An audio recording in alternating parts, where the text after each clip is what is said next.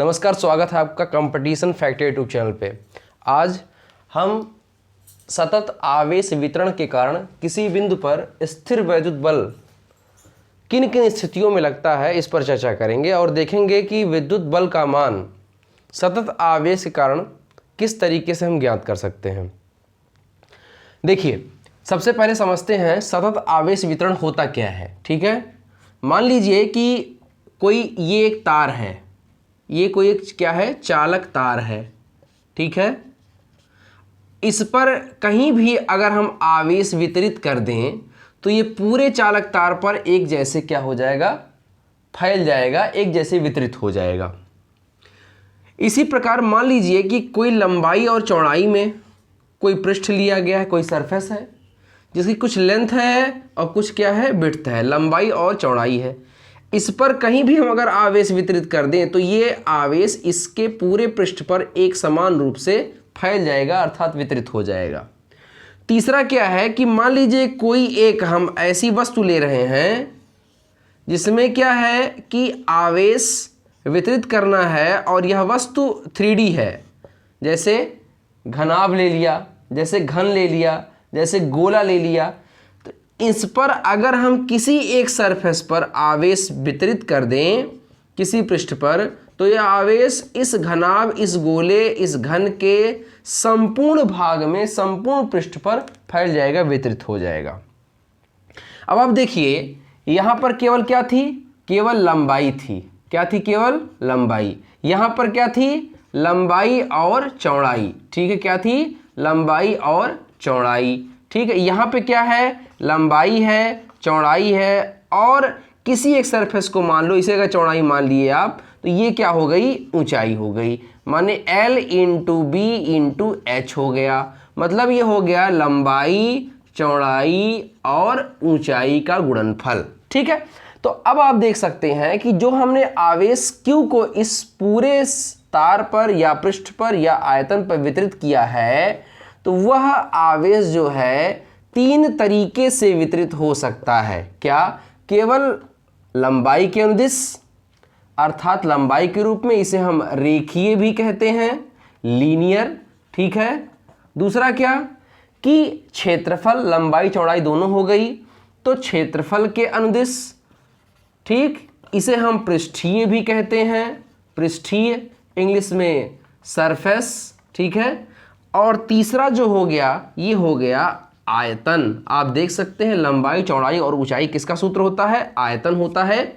इसे हम कहेंगे वॉल्यूम। ठीक है, तो जो आवेश का वितरण होगा वह 3 तरीके से, 3 प्रकार से किया जा सकता है, और तीनों प्रकार से जो आवेश का वितरण होगा वह किसी बिंदु पर जिस प्रकार से वितरित होगा उसके पश्चात जो स्थिर वैद्युत बल लगेगा कूलाम के वेक्टर स्वरूप से, उसकी गणना हम करेंगे।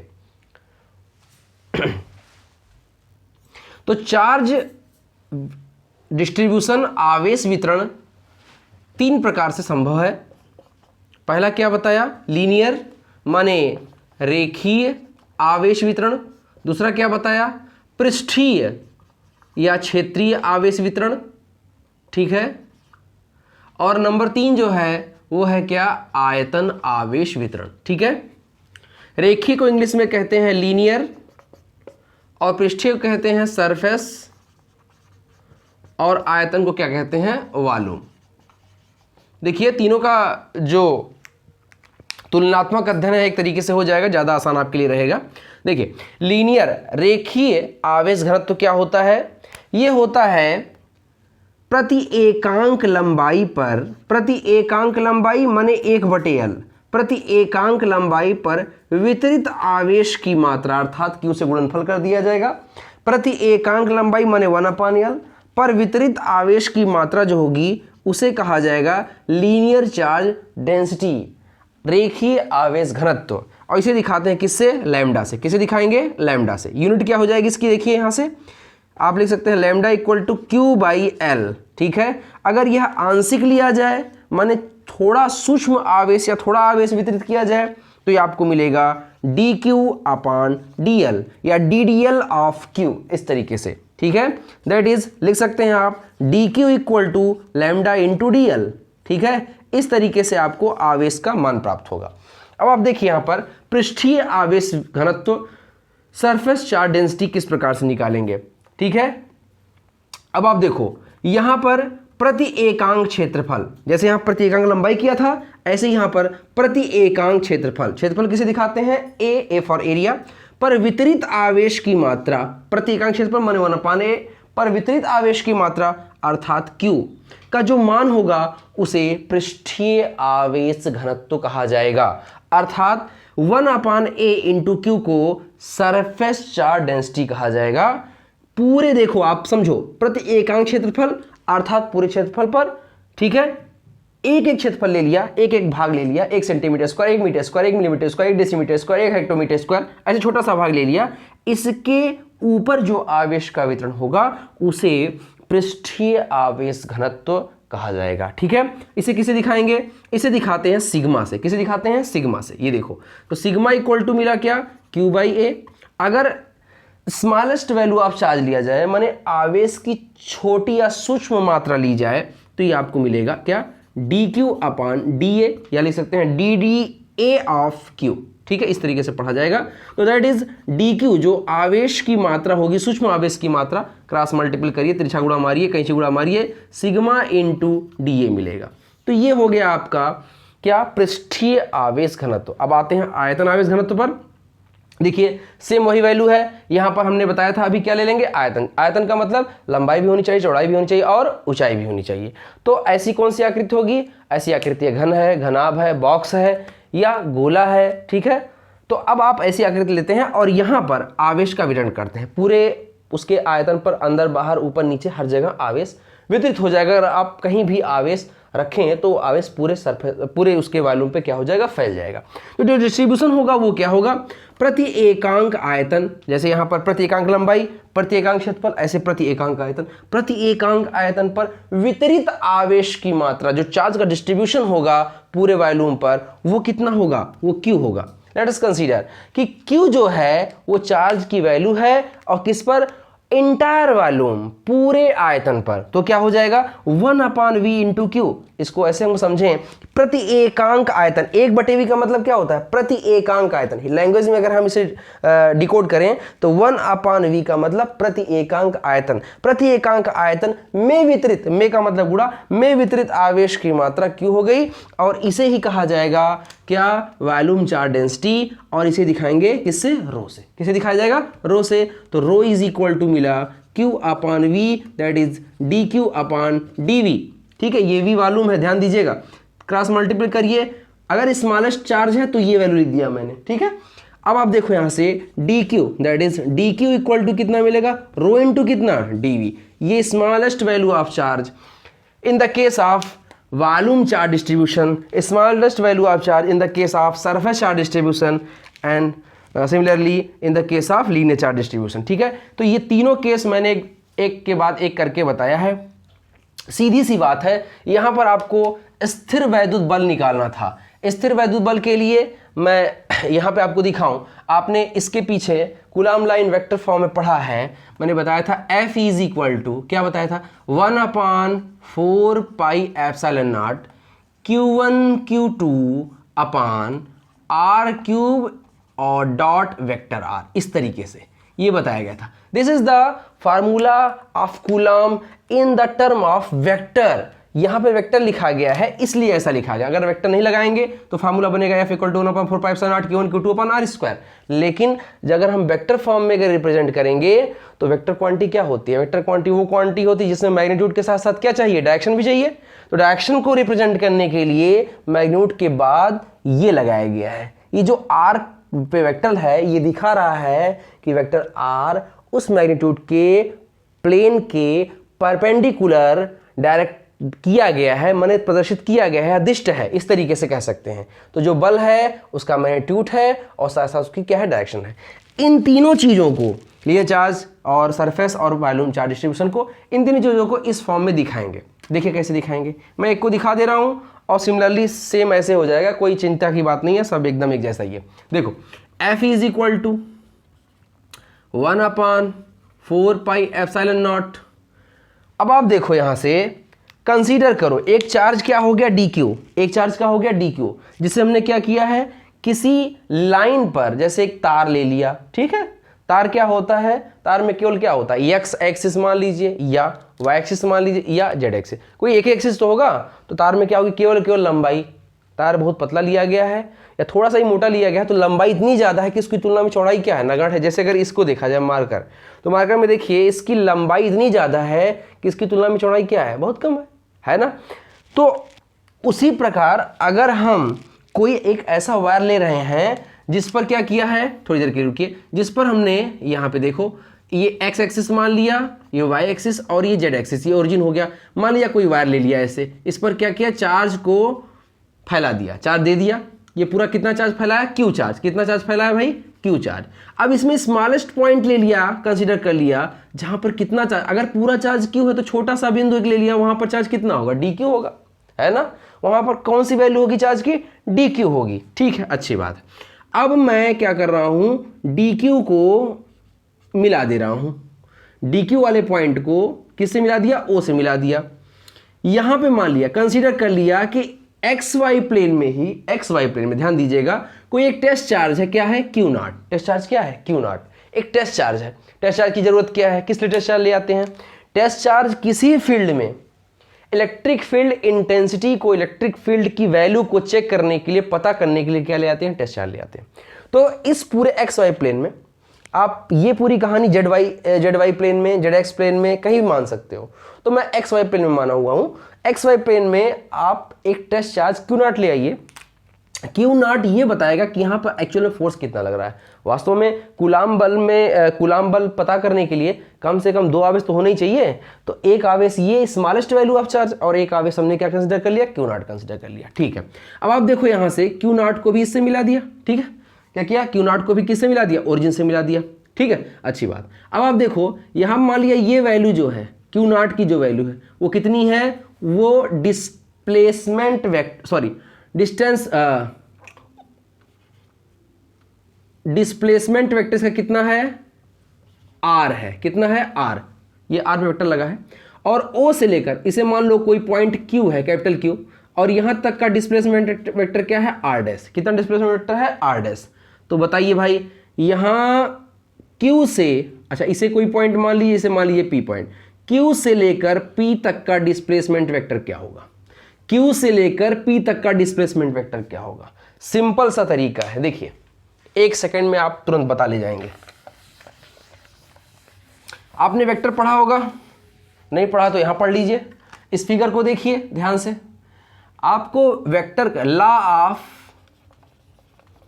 एडिशन ऑफ वेक्टर, वेक्टरों के जोड़ने का नियम क्या है, एक वेक्टर के पूंछ से दूसरे वेक्टर का सिर जोड़ा जाएगा, यही रूल है जोड़ने का।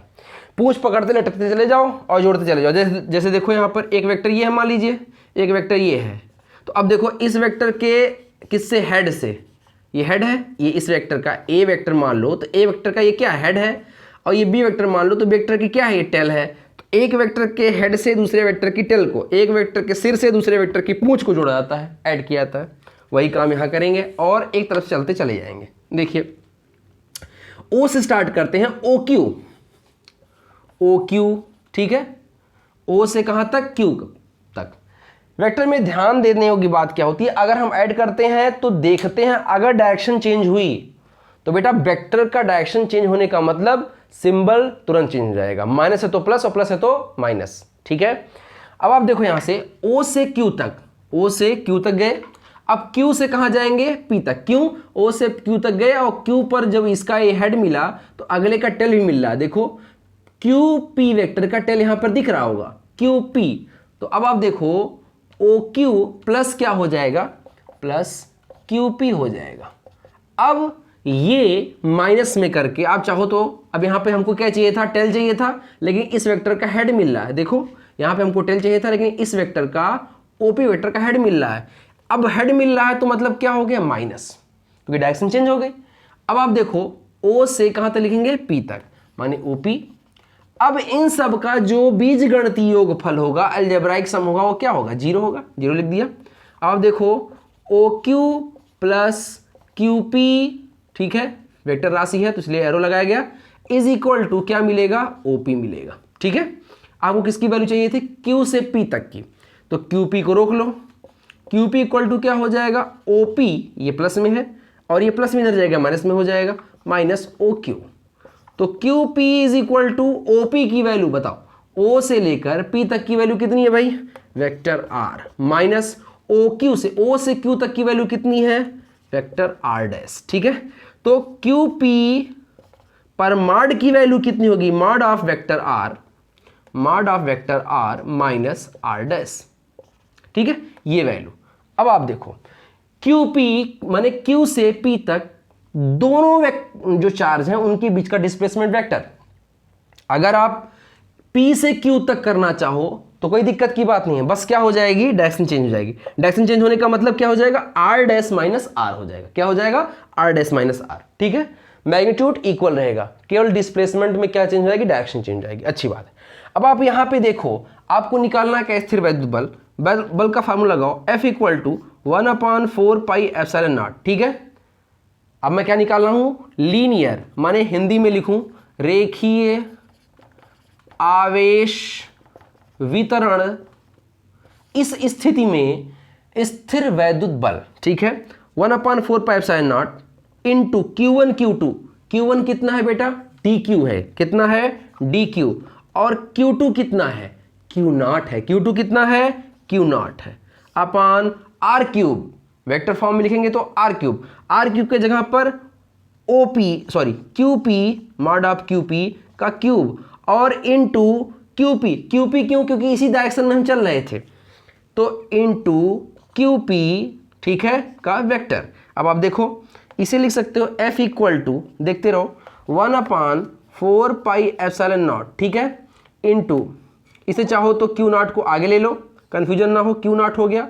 ठीक है, और इनटू डी क्यू अपान क्यूपी की वैल्यू कितनी है, इसे आप इक्वेशन फर्स्ट मान लीजिए, क्यू से पी तक की वैल्यू है vector R minus R dash, इसका क्या हो जाएगा, क्यूब, और डॉट क्यूपी पर फिर वेक्टर, तो मतलब आर माइनस आर डैश। ठीक है, इस पर मार्ड नहीं लगाएंगे क्योंकि यहां पर वेक्टर वैल्यू है। ये हो गया, इसे हम लिख सकते हैं अथवा करके, देखो ध्यान से, अथवा करके लिख सकते हैं क्या, dq की वैल्यू आपको पता है क्या होती है, dq की वैल्यू, dq की वैल्यू निकाले थे अभी कुछ देर पहले, dq equal to lambda into dl। आपको याद आ रहा होगा कि चूंकि हम लिख सकते हैं lambda equal to dq upon dl, मतलब प्रति एकांक लंबाई पर वितरित आवेश की मात्रा। जब प्रति एकांक लंबाई पर वितरित आवेश की मात्रा को रेखीय आवेश घनत्व कहेंगे तो lambda equal to dq upon dl मिलेगा। देयरफॉर dq इक्वल टू आपको मिलेगा lambda into dl cross multiplication करने पर। अब यही dq की वैल्यू उठाकर यहां रख दीजिए। Now we can say that f is equal to Q0 upon 4 pi epsilon naught into dq, dq की वैल्यू कितनी है, lambda into dl divide by vector r minus r dash का क्यूब, ये मॉड के साथ लिखेंगे, और into r minus r dash. ठीक है, ये क्या है, ये वेक्टर क्वांटिटी है, इसलिए इस पे मॉड नहीं लगाएंगे। ये हो गया क्या, ये लीनियर चार्ज डिस्ट्रीब्यूशन में आपकी वैल्यू हो गई किसकी, टोटल और टोटल फोर्स की। ठीक है, अगर टोटल फोर्स की वैल्यू निकालेंगे तो ये F इक्वल टू हो जाएगा टोटल फोर्स का, ये D हटाना पड़ेगा, इसलिए यहां पर हो जाएगा Q0 upon 4 pi epsilon naught, integration लगाएंगे, लीनियर इंटीग्रेशन है, सफिक्स में L लिख दिया जाएगा, एक बार इंटीग्रेशन करेंगे तो D हट जाएगा, तो लैम्डा इंटू DL, ठीक है, divide by vector R minus vector R dash, ठीक है, इसका क्या, क्यूब, और डॉट में फिर लिखा जाएगा vector R minus R dash. ठीक है, इस तरीके से ये आपका क्या हो गया, स्थिर वैद्युत बल किस में हो गया, रेखीय आवेश वितरण में। अब मैं सिमिलरली एकदम ठीक बिल्कुल डिट्टो अगर लिखना चाहूं कि पृष्ठीय आवेश घनत्व में कितना होगा, पृष्ठीय आवेश वितरण में कितना होगा, तो F इक्वल टू हो जाएगा Q0 4 पाई एप्सिलॉन नॉट, कोई चेंज नहीं होगा, क्या चेंज होगा देखते रहिएगा, इंटीग्रेशन सरफेस हो जाएगा S, लीनियर के यहाँ क्या हो जाएगा, सरफेस इंटीग्रेशन S हो जाएगा, और लैम्डा इंटू DL जहाँ है वहाँ क्या बताया था, सिग्मा इंटू DS या सिग्मा इंटू DA लिख सकते हो, मैं अभी बगल में लिख दे रहा हूँ किस कारण से हो रहा है। और इसके बाद आपको मिलेगा vector R minus vector R dash, इसका क्या होल क्यूब, और सॉरी होल क्यूब कह रहे हैं, मॉड का क्यूब और इनटू आर, ठीक है, आर माइनस आर डैश, ठीक है। इस तरीके से यहां बगल में रीजन लिख दे रहा हूं किस नाते हुआ है, सिग्मा इक्वल टू क्या बताया था, D D A of Q. अब क्रॉस मल्टीपल करके देख लो आप कि that is D Q equal to क्या मिलेगा, सिग्मा इनटू कितना, डी ए, ठीक है। अब एक लास्ट रह गया है, उसको ऊपर लिख दे रहा हूं, आशा करता हूं आप ये सब लिख चुके होंगे। अब देखिए वॉल्यूम चार्ज डिस्ट्रीब्यूशन से क्या निकलेगा, फोर्स की value F equal to formula यही होगा क्या, Q naught upon 4 pi epsilon naught, integration volume होगा इसलिए V। कुछ लोग ऐसे करते हैं, अगर वॉल्यूम इंटीग्रेशन करें तो V, और नहीं तो इसके जगह अपन लिख सकते हैं एक बार वॉल्यूम इंटीग्रेशन ना करके ऐसे ऐसे ऐसे 3 बार इंटीग्रेशन करिए, ठीक है। तो इस तरीके से, और यहाँ पर वॉल्यूम इंटीग्रेशन लिखना चाहो तो इस तरीके से। अब क्या हो जाएगा यहाँ पर rho into D V, rho into D V कैसे हो अभी मैं बता दे रहा हूँ तुरंत। और यहाँ पर हो जाएगा vector R minus vector R dash, ठीक है, इसका क्या हो जाएगा क्यूब, और vector R minus vector R dash पर क्या कुछ नहीं, क्यों, क्योंकि ये वेक्टर वैल्यू है। ये किस नाते हुआ है भैया, यहाँ पे रीजन बताया था मैंने क्या, कि rho equal to D D V of Q या D Q upon D we.